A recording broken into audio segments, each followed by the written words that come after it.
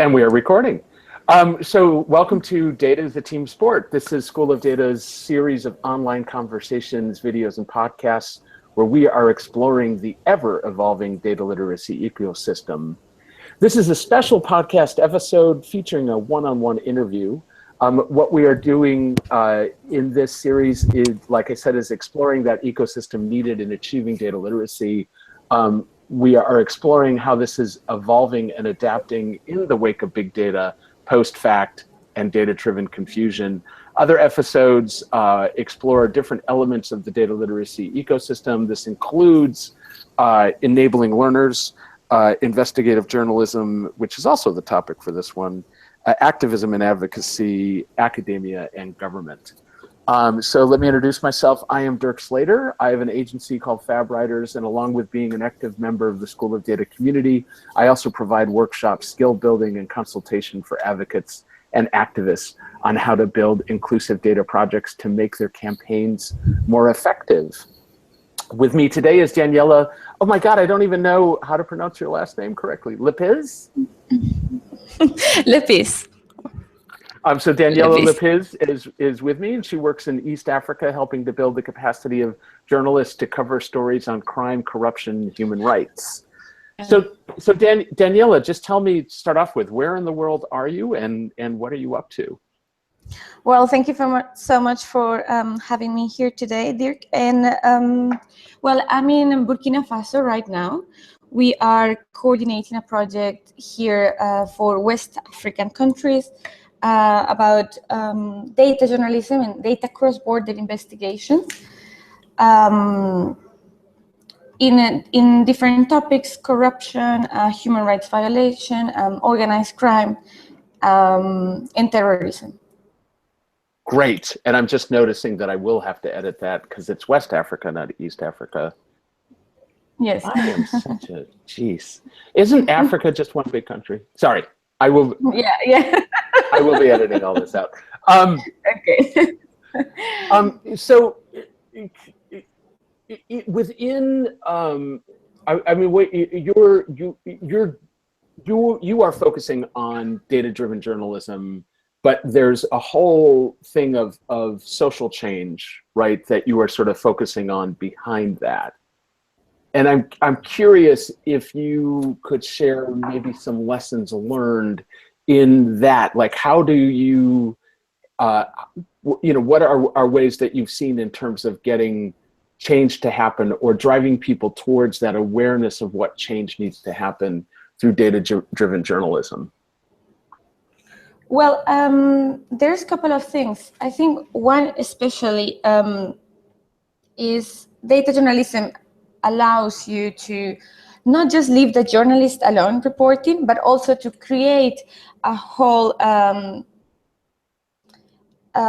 collaboration to be able to create more impact. So you have, you involve civil society, you involve data journalists, you involve activists in order to create this change. And I think if, or my vision for the project is, if the world is being driven by data, and companies and government can manage the data. If journalists, if we fail to manage and understand how to explore the data to be able to understand what surrounds us, then we're failing to bring in power to accountability. So without data journalism, we're missing a big, we will be missing a big part in what I call is more an adaptation of roles, right? Like passing from a typing machine to a computer. So now we are passing to data journalism just to provoke the same social changes that journalism has been always trying to achieve, but in collaboration also with civic society and experts. So it is that, I mean, there is the thing, the title of this series is called, Data is a Team Sport. And so that's that bit that you were, and we realized that, right, data-driven journalism is such a critical part of the sort of ecosystem. And it is this bit about like making that connection in terms of, what are advocates and activists doing? what is government doing? How is it holding it accountable, and all that? And I'm curious in terms of the more. Well, I guess I'd like you to go a little bit more deeply into the journalism specifically, and in terms of its role within social change. Like, what do you see it as being able to do? I guess. Here's probably. Sorry. Here's a better way to frame that question. Sorry. It is. Why is data-driven journalism important for things like democracies? Oh, well, so my understanding or my way of thinking is, well, journalism is a way to promote democracy. What we have to be aware of what we write is what people is going to understand on this topic, right? If we are not able to explain as journalists the reality that is surrounding us, and in this case, like it or not, is being driven by data. Everything we do is recorded. The government records everything. The companies record everything. If we don't push enough to be able to explain this to the public, to the society, then we are failing to create an active democracy. And an active democracy will only happen if everybody understands what's going on. So sorry, go ahead. No. Tell me to. So what I'm wondering is if you can get a little bit as specifically in terms of the project that you're working on right now, the trainings that you're doing, like how do you see that as being able to, how are you helping sort of people do that understanding in terms of, you know, how does their work lead towards better government, lead towards greater transparency, greater accountability, like those things? Okay, well, first, West Africa right now, it's a bit in a starting. Yeah, we are in a beginner position, right? For data journalism and also for transparency. There's plenty of opportunities. There are the vast majority of issues are very, very connected. Companies are the same in one country than in the other. They follow the same patterns. They have the same connections. They have the same way to attract politicians to be able to get benefits, etc. So the way we are focusing on is, well, first is to empower journalists, because it's been a long time since this is the first initiative that grows from West African journalists to the outside, and not journalists coming maybe from Europe or the US to West Africa and asking for, well, what is happening. So we are helping them to be able to do very deep analysis on the connections, specific political and politics and public contracting connections, politics and companies connections through the whole area, through data journalism. So what's happened previously is that there's been journalism, but it's been external and it's been for the rest of the world, so to speak. Look, there's amazing journalists in West Africa, but the impact, you only will get impact if you can work all together as a group, right? What happens usually is, we have this pattern, and I've seen this in different countries in Africa. We will have journalists from other, like, big European or US media houses coming to Africa and just asking the journalists what to do, use it as a fixer, etc., and then just leave and tell the story in the way they want to tell it. But it's a specific project. We are empowering journalists to have the knowledge and understanding, the technical capacity to go deeply into the reality they know and be able to connect the dots to tell the story in a different way, in a way that is they know what is happening, so they know deeply what is happening, and they can connect the whole region like very deeply journalism projects. So what we are trying to do is to enable them with the technical capacities, because they are very good journalists, but the region as a whole will have two problems. The first one is the French. Not everybody speaks English, and many of the resources are in English, which is a big problem for us as data trainers, and something that we're also trying to achieve with School of Data right now. But also the technical capacity is difficult to fight technical capacity and keep on working on the daily basis. So we are hoping to be that technical hub for the region and produce data-driven cross-border projects that will have much more impact, working again with activists, with experts, with academia, with everybody who's involved. And curious in terms of like what do you see as being good data-driven journalist? Like, how are you identifying journalists for the program and the project? Well, what is good data-driven journalism? I think there's always a misunderstanding there, and we have like everybody has a sort of a different view. We are aiming for projects that grow that are plenty driven by data. It's not like we are putting data on the story. We are driven the story out of the data. How we select them?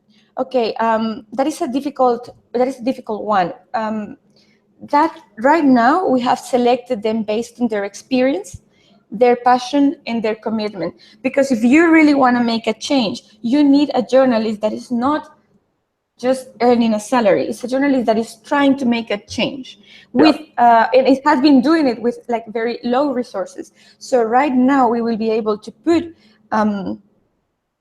resources for that journalist and all the technical support to be able to create more impact. But the most important part is what the journalist believes in and how motivated he is.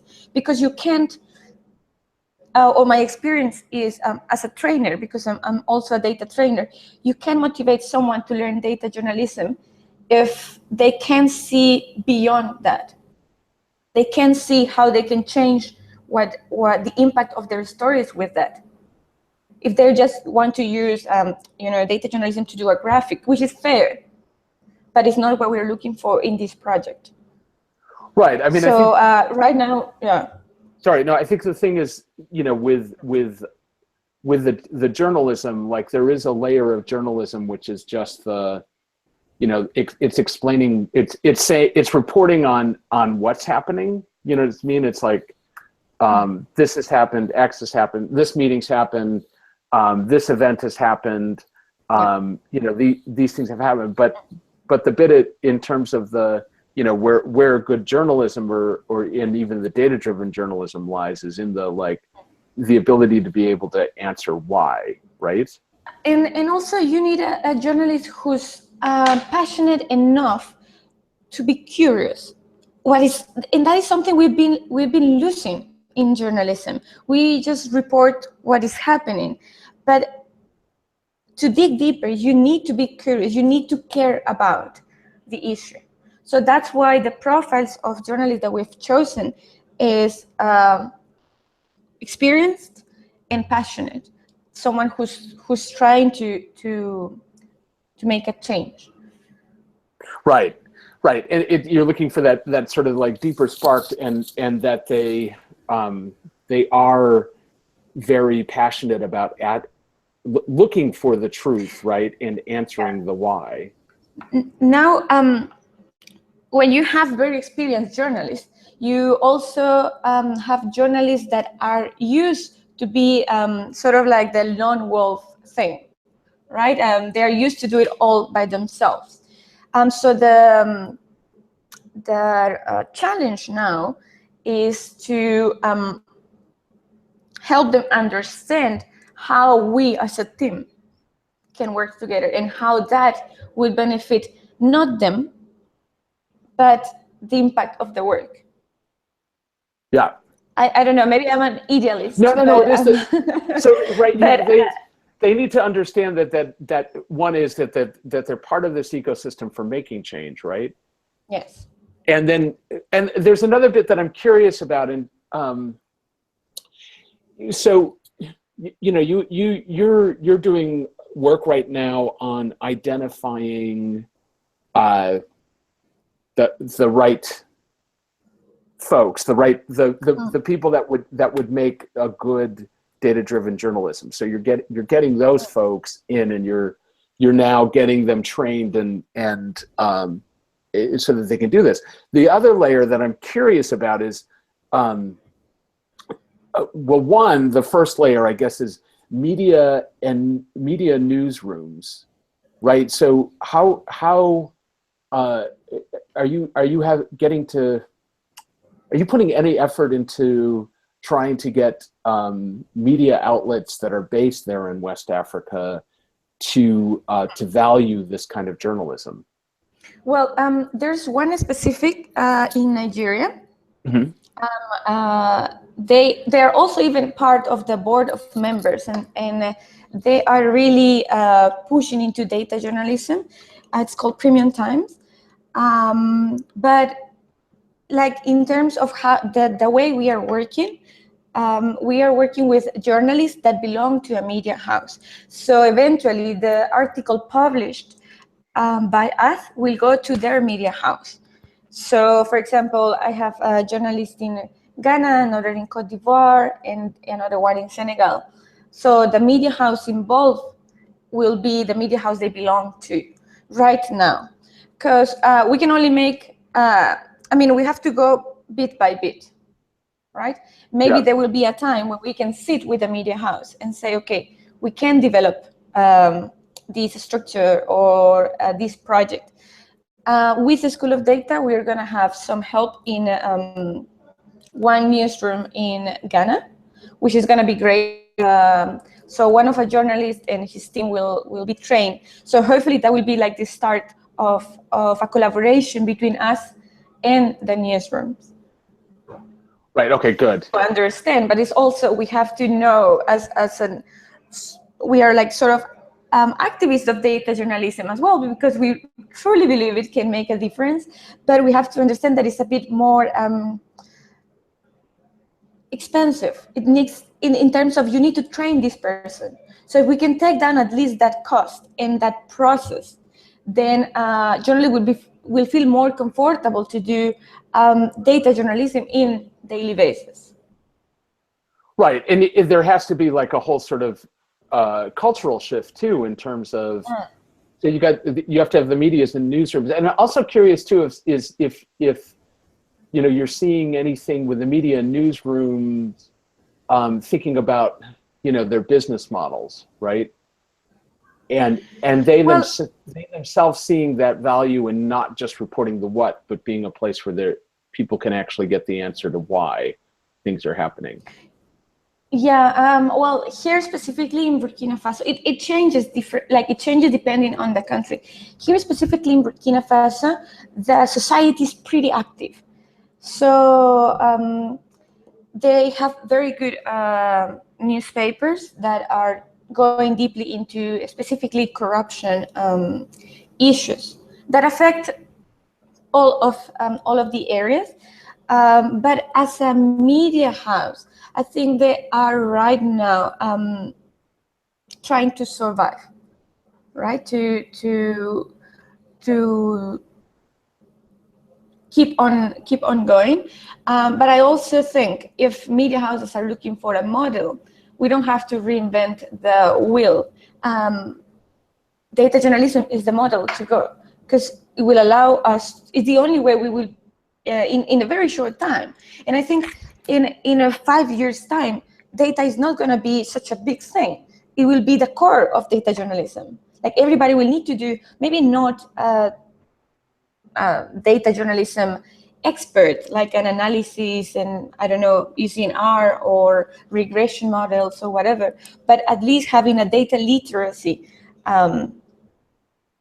experience or knowledge. Right. It'll be a required skill for every journalist. And that's why we are going, or we are aiming to target the journalism school rather than the media, because the media will respond to what is in the market, to what creates more, like, better scripts, to results. The media will go towards that. But if we can partner with the journalism schools, they are the ones preparing the journalists to go to the market. So if we can get the journalists to train, and then we can send them to the newsroom, then the change is from the bottom up. So they will see it, because that's how it has happened. Like, look, for example, Spain, in El Confidencial, this Daniele Grasso, which is an Italian journalist, he went to a newspaper and created the whole data unit out of nothing, from scratch, because he was already trained and he was passionate. So he convinced the newspaper why it was investing in data journalism, and look that they are a reference point in Spain for data journalism. So that's the vision. I think, just without reinventing the wheel, see what happened, what worked in other places, and how we can replicate it in this whole West Africa that is a bit. We have a bit of inexperience in what data journalism is. There's also a lot of challenges regarding how open the data is and how to access it, which is also a matter of changing the journalist vision of, well, yeah, we have sources, we can get the data, that's good, but we have to push for an open policy.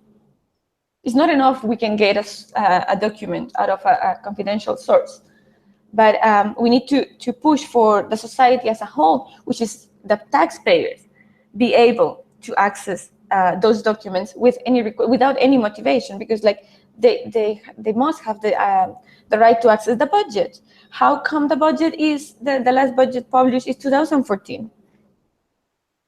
Right, it's been a long time since then. Well, no, I'm really curious about that too. So, you know, is FOIA? Is there a freedom of information thing there? Like, are the governments there actively putting out data about what they're doing? There are a lot of legislation in different countries, but like it has a lot of gaps. Yeah. As it promotes for the information to be open, also allows the individuals to not to disclose the information. I've been talking with different civic organizations, etc., and what they say is sometimes it's not the government who just as a government structure don't want to open the data, but are the ones who control the information, the ones that don't want to share it. It's a personal thing. So we will need to. So tell me specifics on that. Like who wouldn't want to share their information? Is it like big business, or no? In government. In government. So government officials. Yes, the person who holds the information is the one who don't want to share it, but it's not the government doesn't want to share it. Right. It's that person they don't want to. Just block it. Yeah. They don't want to have to be. Yeah. So that's also here in Burkina Faso, which is like what I know the most because I'm based here. There's good projects. They are opening budget and public contract, and the government is heading toward openness. Although there's a lot of gaps in the law as well. But I think what I always say is, and that's why we are partnering with lawyers, because if government officials can play with the law, then we have to play as well. If they can find a gap, we must find a gap as well. So there's a lot of work that still needs to happen. Most of the articles will need, that we are working right now, will need physical documents that needs to be scraped and organized. And that's going to be a challenge. But well, like this start is always difficult, right? Well, I think so. The bit that I think this backs up, and both in terms of our series here and what we're trying to really get at, and what you're saying, like you're sort of painting this picture of the ecosystem, where in order for a data journalist to be able to to write good stories, right? There has to be open data, and there's this element of the government. There being laws or legislation, right, that the government is required to put the data out in a certain way, right? And then there's also the bit of like civil society that is also working to put pressure on it, but then also using the data as well. I'm curious from your perspective and what you're seeing there in West Africa, in terms of thinking about that data literacy ecosystem. Where do you see the biggest gaps? Like what's missing? In terms of data literacy, okay, there is a big challenge for the training, and I think it's well, I had experience in South Africa and as trainer and in Tanzania. And I see some sort of the same pattern, which is we are used as journalists to do the reporting in this way. And data journalism is not about learning tools. It's about shifting the way you think how to start a story and how to target a specific story. So when you have a journalist that for example, the first thing they say when they see you explaining just something simple as a pivot table is, oh no, I don't like math. And I always say back, don't bring me that excuse, because we haven't even talked about formulas. We are just looking at this. So there is gaps in there's a fear, I guess, towards the mathematic area, and the conception of that data journalism has to do with mathematics, which I don't know where we get this from. And the comfort zone of, no, I already know that I get this press release or I get this information leaked, and then I report on that. So I think it is the conception of the data journalism has to do with mathematics, which not necessarily, and especially there's no reason to fear the mathematics that we're using, because one of the things I always say is that one of the most valuable assets for a journalist is a friend. We need a friend that is an economist, that is a statistician, to be able to fact check us and also our interpretation of the data, because we might be a very good data journalist, but we're also biased. Everybody is biased towards specific issues. So we need someone who can help us review what we are doing. I think that's right. Wait, so let me just pause you there, because that's really interesting, because I think what you're saying is this bit about, like, so for a journalist, like their strength is writing, right? Like a journalist is essentially trained to write. They're not trained to be a number cruncher. And and again, when we're talking about this ecosystem of stuff, like one thing that is really critical is that there are people that are both trained and steeped in the more number crunching, right? So people, there are people that can analyze data and do that thing that have the more statistical background and all that sort of stuff. And so it isn't the bit of like, we're not actually asking journalists to suddenly become analysts or data analysts. What we're asking them actually is to be able to continue to be good writers and pull out narrative, right? Out of data that doesn't even need to be in a CSV format. We don't need. There's plenty of formats of data and how we tackle that data. But I think the main problem is the shift on, I would say, look, data journalism is nothing new. It's 1990 some, and the New York Times was already doing something in data related. But like right now, I think there is a breaking point after these major leaks and this collaboration between newsrooms and etc. that will force us to have a whole generational shift towards data literacy and data literate journalists, which is some sort of a fear, because I've met very, very good journalists during the trainings that they somehow don't know how to do a data story, and they're pretty good journalists, or how to tackle this issue from the data point of view. But that's also why we need a team, because you might be, especially right now, you will need someone who is very good and with the analysis and etc. And there's another, and you will have someone else who is more an investigative mind. But both need to be data literate to be able to understand. And it's exactly what I was saying before. If we don't take this step to understand what is happening with the data, then we are failing to bring power to accountability, because we can't read the reality, because the reality is being telling by data.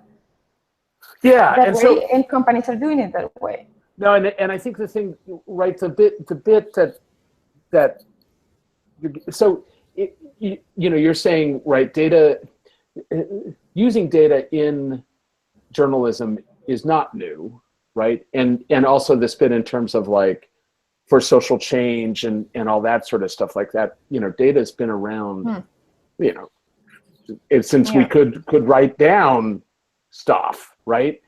But what has changed recently is that information is much more accessible. So information is much more accessible, and then also will enable small newsrooms to contextualize. For example, in South Africa, we try to do this.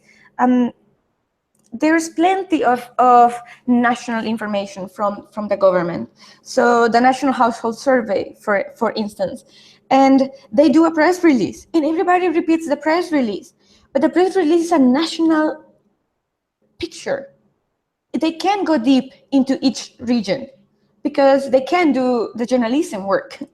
That's something that we have to do. So the capacity for the journalist to take that National Household Survey and be able to analyze it and contextualize it.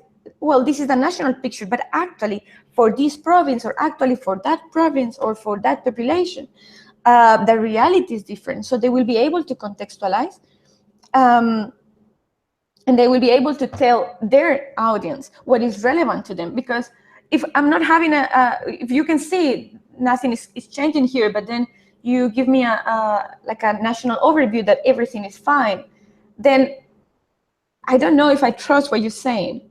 But if you can give me a snapshot of what is happening in my reality, and then we're adding some value to the information. Right. So just something that I also we should think about is, as data journalists, we are visioning like this as a web platform. as a website, to present it in a website or in a newspaper, in a print version. But there's little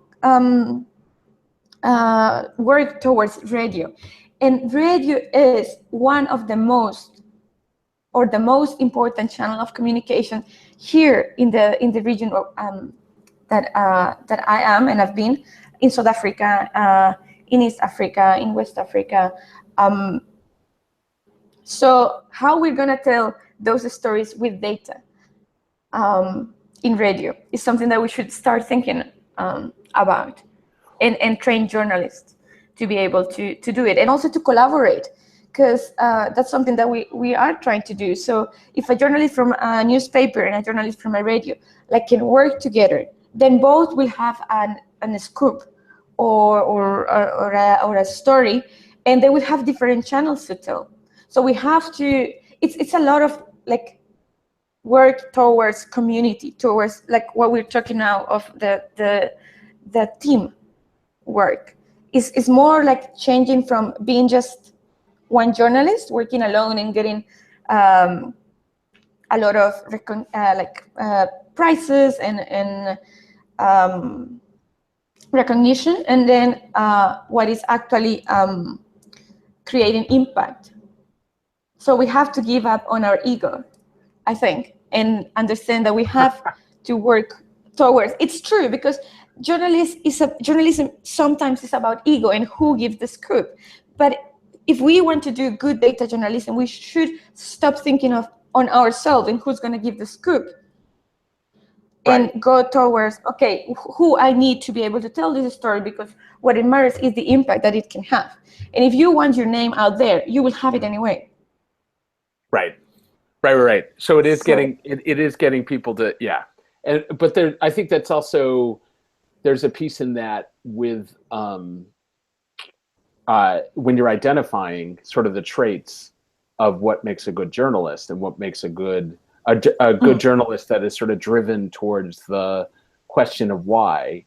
It isn't as much about, that it is that thing of they're putting their ability to figure out why above the ego. You know what I mean? Yeah, and also I don't know if this will sound pretty well in the audio, in the podcast, but we for a long time, I mean, since I was studying, you can see this. There's many people studying journalism and getting into newsroom just because they didn't want anything to do with math, or they didn't want to do. It's true, because we see it everywhere. People or they don't know what to study and they go to journalism. So it's I think since now is becoming a data journalist requires a desire and a lot of effort and a lot of time to be able to be a good data journalist.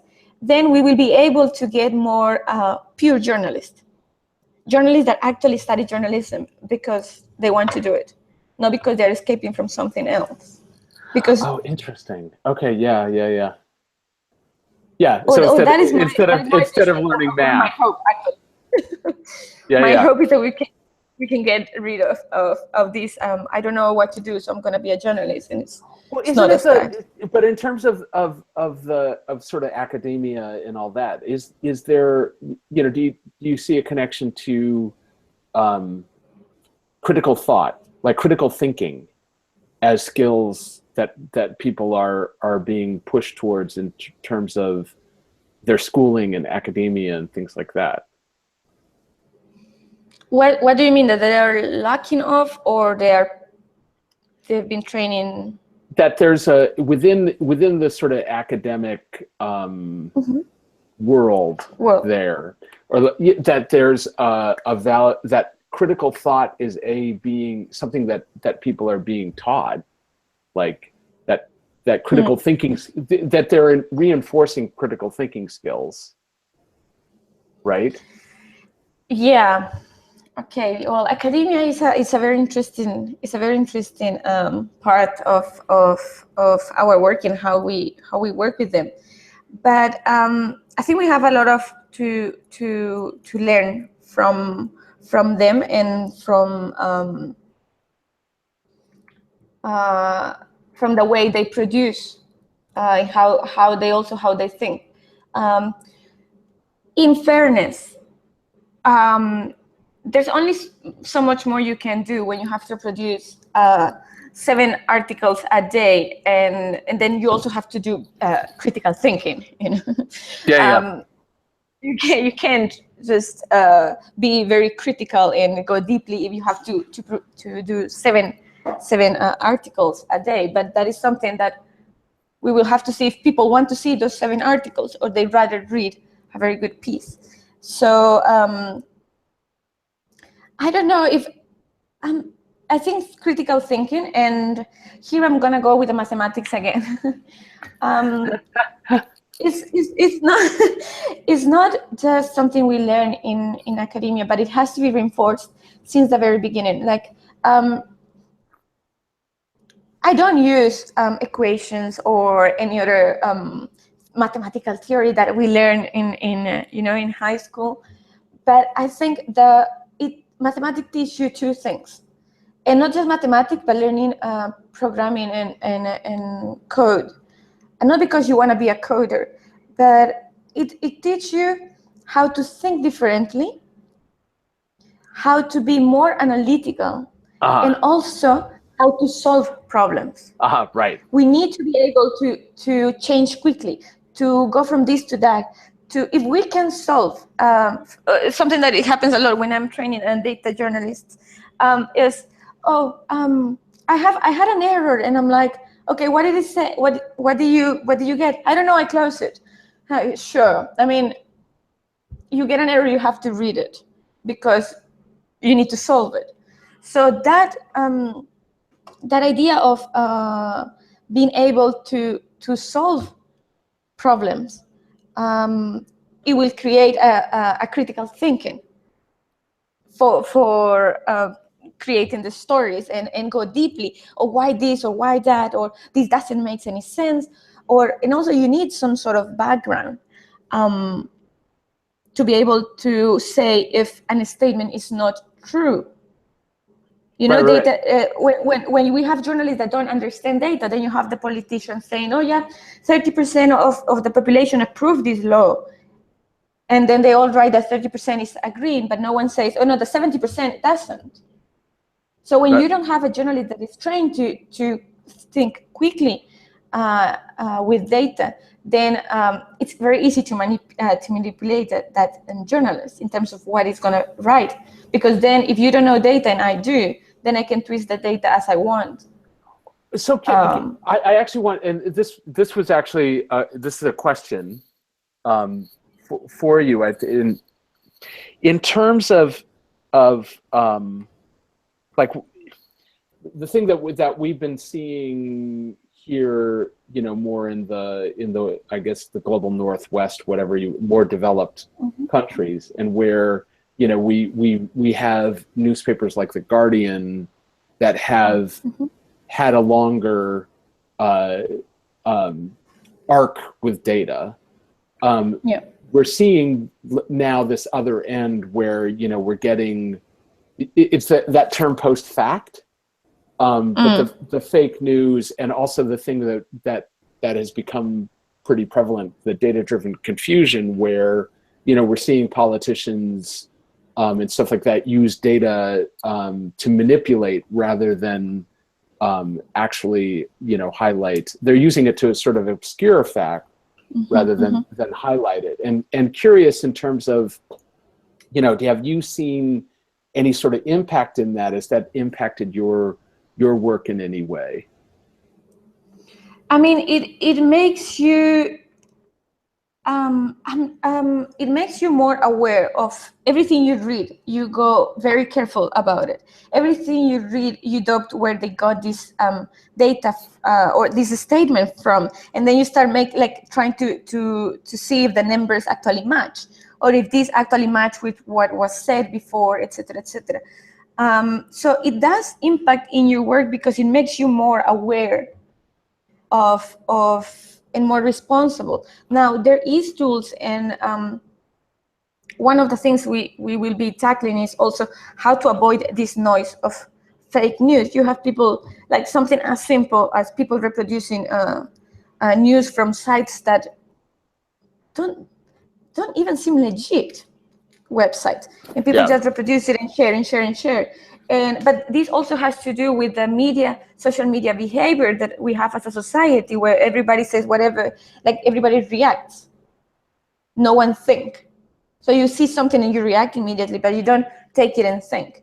And also, we will need a change in many media houses, because if we want journalists not to make that mistake of taking something from Twitter that was not true, or a statement that they didn't even think about, then we will need to stop thinking that journalists are machines and they can produce 7 or 8 articles a day. Because then it's not just, that's what I've been trying to say, it's not just about the critical thinking, but what the journalist is forced to do in their in daily basis. And I think that media houses have a responsibility in this particular area. Well, the thing too, because I think what happens in the world of social media is, people look quickly at stuff, and one of the things that they are doing in their minds, instead of thinking critically, they're actually looking at something and going, "Oh, I know that person. I trust them." Right? Or, they're obviously doing truthful stuff. And so it's becoming much more around trusted sources and things like that, like, that's my buddy. I know them. Yeah. I sort of trust their viewpoint and what they're saying. And then it becomes, you know what I mean? Like, so people are sharing things quickly, and they're not thinking in terms of like, oh, is that true? They're just sort of thinking like, oh, that person's on my side. I trust them. So it's becoming much more around trust. And I think the challenge then for media outlets is becoming, how do you make sure that you are a trusted source, right? That, especially when the trust in media has been declining so in such a big way lately. People don't trust the media. Yeah. And because sometimes you can't tell if it's a story of an opinion of the journalist. Yeah. You can't tell. So, well, we will need to be strict in the standards of publication and fair. Like and here I'm going with the sometimes the ego of a journalist in terms of what they think is right, what they think is correct, blind them to actually write what is happening and let the person take an opinion. It's true, and this is something I will defend always. We are biased towards what we think, right? And we see the reality from our perspective, but we have to make an effort when we write to at least follow the same journalism principle, which is something like we've been losing. Like in many of the big media houses, you have a story that you don't know if it's an opinion, that you can't tell the difference. Yeah. So as long as we as media, we don't behave as a trusted source, we don't apologize when we say we made a mistake, then these people are gonna take the lead. Just share, like, people is gonna trust in what my colleague here just shared on Facebook, and I'm not like, it's not like before, that you used to wait until the big newspaper, the most recognized newspaper in the country, actually publishes yes or no. Right now, everybody takes it as a true as soon as they see it. So that's something that we also have to be trained. But especially as journalists, I would say that the challenge is to be aware of what is happening, to understand and be trained on how to tackle that, and for the media house to stop pretending journalists can produce that many articles a day and still think critical. Yeah. Cool. So Danny, we are coming towards the top of the hour, and I just have two Uh-huh. more questions for you that I'd love to get in before I let you go. Okay. One is, are there any sort of resources, books, or articles out there that you have been looking at recently that you found inspirational in your work? In my work, well, I read a lot um, of like I have a lot of resources, but I have to be honest. I learned more about what how we behave, like why are we thinking this way, than actually towards journalism. There's this book that we read just now. I think everybody has had read it. Is 1984. I think it gives us a good understanding of what is happening in society and how can we tackle that. In terms of data journalism, Yeah.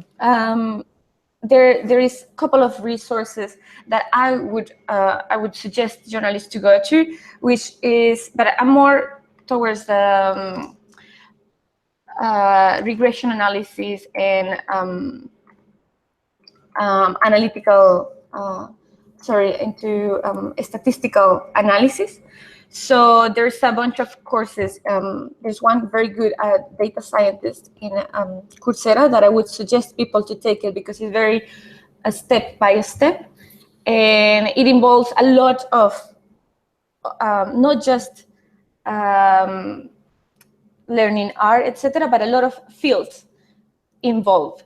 So we will learn a lot of critical thinking if you want to learn critical thinking in that specific course. So that on the top of my mind. There's one, but this is one is in Spanish. That is how to be an investigative journalist, the mind of investigative journalists. Sorry, that was produced by I just forgot the name. It's also a Latin, Conectas. So Connect they Us, made yeah, a book, yeah. Conectas, yes. So which is the mind of the an investigative journalist, with I would suggest to read. Great. I don't know. Mm-hmm. That's great. And also, if you can send me those, that would be fantastic. Do you have anything of your own you want to plug? Anything you want to point people to? Any blog posts? Any resources? Anything out there that you put out recently that we can get people's eyeballs on? Just I had a blog in the previous company I was working for. It's called right now it's renamed to Open Up. So there's some I can send you the links. There's some tutorials in how to code data with the command line, and why we should care about URL patterns, and how to do how to match data and sources when you're creating your own data set, and how to decide which one to take. But we changed at Open Up. We changed the it's openupessay.org. Openupessay.org, and they have a blog area where I used to publish these sort of articles, but also they are like technologists, and they keep on posting how to tackle some sort of issues. I can send you all these links that I'm talking about. There is one very good that is like it's called the Quartz Guide to Bad Data. That if a journalist is learning how to do data, this is like one of the best resources on how to identify that there is a mistake in the data. Cool, that sounds great. So since you have this number, you never take this number, always doubt of this, what happened when this, etc., etc. So I will send you those links so you can put it up there. Great. Anything else? I think no. I think just we have a long way ahead, and and I hope we can get everybody together to be able to create a stronger democracy, which is at the end of the day where we aim for. That yes, stronger, more representative. Okay, I am ending this now. Just stay on for just a second.